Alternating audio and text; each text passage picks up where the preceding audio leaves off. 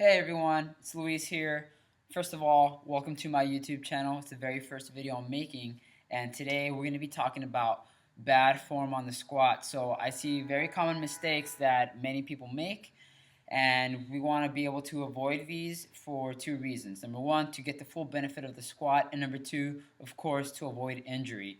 So we don't want that knee pain that is so associated with squatting to happen to us. So here's a little video. Hope you guys like it and hope it's helpful.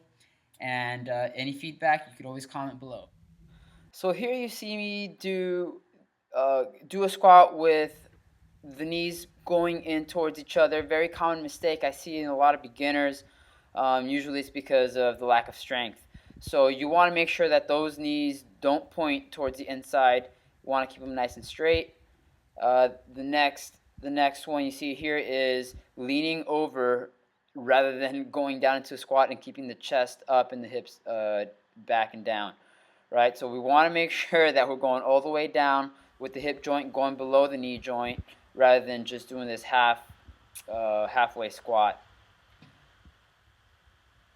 Now the next demonstration here is knees over toes.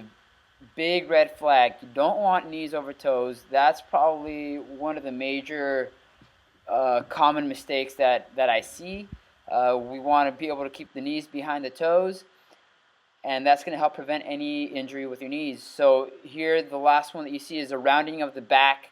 Rounding of the back, we want to make sure that we keep the chest up and the hips back, maintain a slightly arched or a flat back when you squat.